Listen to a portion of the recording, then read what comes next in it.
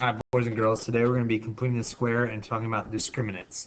None of this is new. It's all a review. You learned this in Algebra 2. Um, so it is beneficial as far as many different things. As far as completing the square goes, it's beneficial when you're trying to solve for x and you can't factor it and you don't want to use the quadratic formula. We're not going to be solving for x today. We're just going to be talking about what the graph looks like. So our whole goal is to go from standard form to vertex form. That's our goal. So if we don't end up with something that kind of looks like this, then we probably did something wrong. Kind of going to break it down into 3 steps. The first one is isolating the x squared. That means we can't complete the square unless this number right here is 1. So in this case we did. So I'm going to go ahead and move on. I'm going to go ahead and put this inside some parentheses.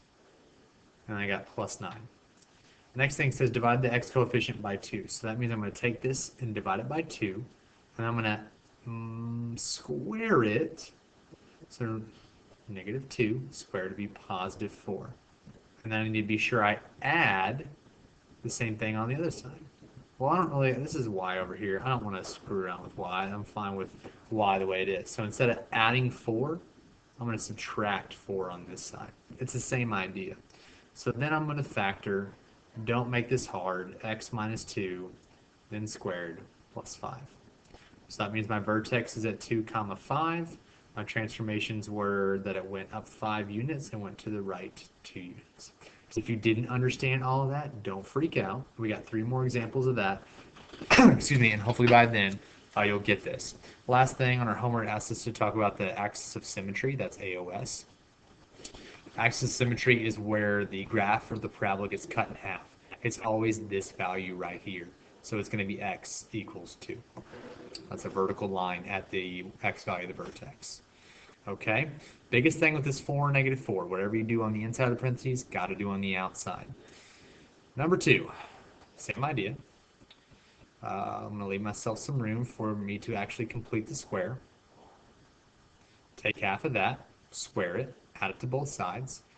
Or not add to both sides, add it on the inside, add it on the outside of the parentheses. So that'd be 9, because half of negative 6 is 3. 3 squared is 9. So I got plus 12 minus 9. And then I factor. So whatever that number was before I squared it, so this number divided by 2, that's what you're going to put right there, minus 3.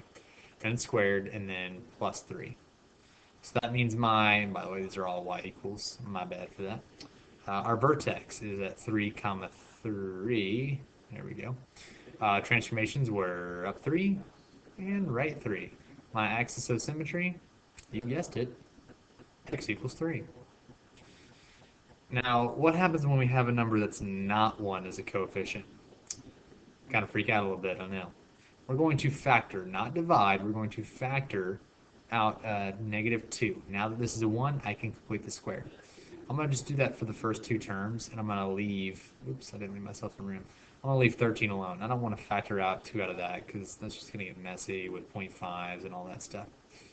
All right, so half of 6 squared. Got a lot of these 9 things going on here. So that's going to be plus 9 and then minus 13. Now here's where we get tricky. I didn't add 9. I didn't subtract 9. I had a negative 2 times 9, so that's really negative 18. So if I did a negative 18 on the inside, I got to do a positive 18 on the outside. So then it's going to be negative 2 and then x plus 3 squared and then plus 5. So my vertex this time, negative 3, positive 5. It's negative because it's positive 3 on the inside. It's opposite. Transformations, it went left 3, up 5.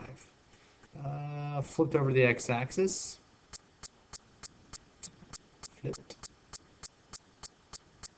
And then also stretched by a factor of 2. So I'm going to say stretch by dose.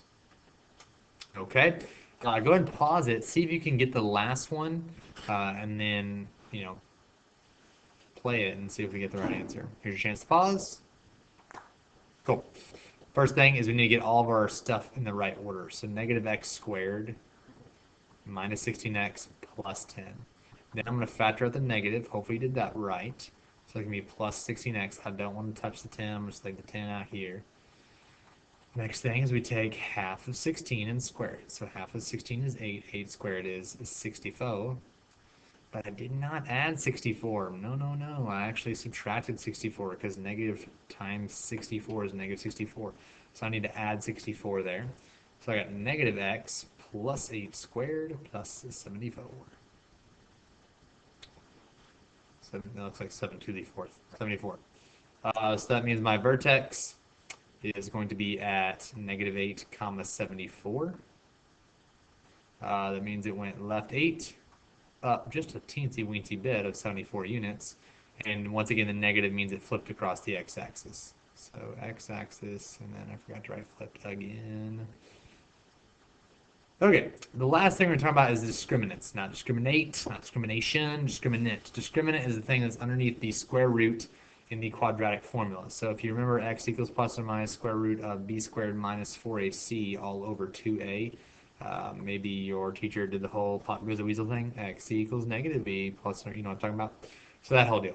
So this thing underneath the square root is the discriminant. That tells us how many times the graph hits the x-axis.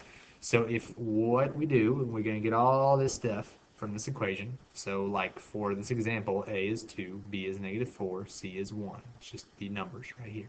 Right here, right here. Anyway, if you do your PEMDAS, if you do your PEMDAS correctly, and it's greater than 0, that means you have this situation. It crosses 2 times. And that's all it's going to tell us. It doesn't tell us what the solutions are, it just tells us how many times they cross. If you get 0, then that means it just hits it 1 time on the x-axis.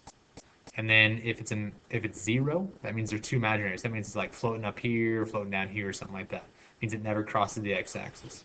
So let's see what we get when we do this example. So we got negative 4, so that's going to be 16 there. Minus 4 times 2 times 1, so 16 minus 8 is positive 8. So that tells me I have 2 real solutions. Alrighty, good luck. See you tomorrow. Bye-bye.